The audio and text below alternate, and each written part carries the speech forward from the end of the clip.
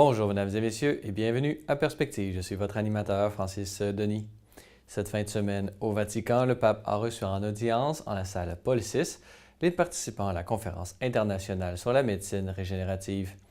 Dans son allocution, le Saint-Père a particulièrement souligné la prévention, la mise en place de soins opportuns ainsi que la préparation du futur par une vision des soins de santé à la hauteur de la dignité humaine.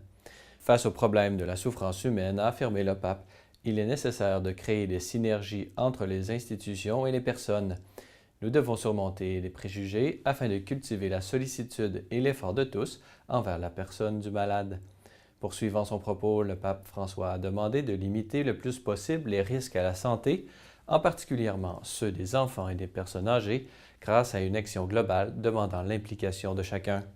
Dans ce contexte, le rôle de l'Église est de favoriser le développement scientifique en rappelant les limites dans lesquelles doivent s'exercer l'application des nouvelles technologies afin qu'elles soient véritablement au service de l'humanité. Notons que lors de cette audience, le pape François a pu rencontrer brièvement l'acteur Orlando Bloom ainsi que la chanteuse Katy Perry.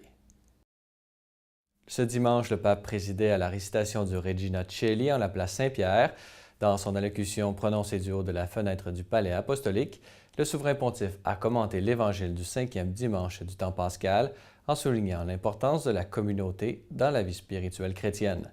Lorsque Jésus nous invite à rester avec lui, cela signifie que nous devons sortir du confort de nos sécurités afin d'aller à la rencontre de ceux qui sont dans le besoin.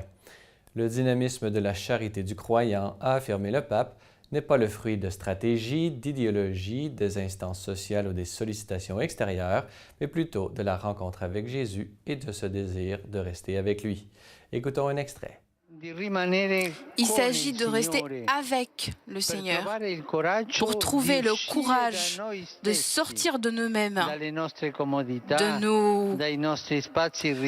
de nos espaces, de nos sécurités, de nos commodité, pour aller vers les autres, rencontrer leurs besoins et avoir ce respire, cette ouverture à notre présence chrétienne dans le monde, ce courage de sortir de nos communautés, de nos sécurités et d'aller vers les besoins des autres, il naît justement de la foi dans le Seigneur ressuscité et de la certitude que son esprit est avec nous dans notre histoire. Un des fruits plus mûrs qui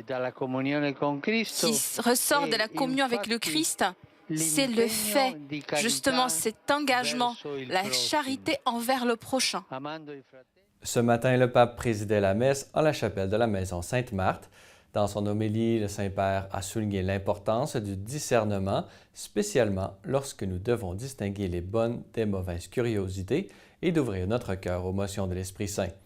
Selon le pape François, un bon exemple des bonnes curiosités sont celles des enfants à l'étape de leur développement que l'on nomme la période du pourquoi. Dans ce cas, la curiosité sert au développement humain. Au contraire, les bavardages ne sont pas bons puisqu'ils servent à détourner notre attention de ce qui est de notre responsabilité pour nous occuper de ce qui ne nous regarde pas. Dans le monde virtuel, par exemple, a affirmé le pape, avec les cellulaires ou toutes sortes de technologies, on trouve beaucoup d'enfants avec ces appareils dans les mains et qui sont ainsi exposés à des images LED. On doit discipliner ce type de curiosité, a-t-il affirmé. Nous devons aider les enfants à bien vivre en ce monde. Nous devons leur apprendre que le désir de connaissance n'est pas la même chose que la curiosité. Nous devons les aider à ne pas être prisonniers de ces curiosités. Concluant son propos, le pape a manifesté l'exemple de la bonne curiosité des disciples de Jésus qui lui demandaient ce qui allait arriver. À ces questions, Jésus répondait qu'il leur enverrait l'Esprit Saint.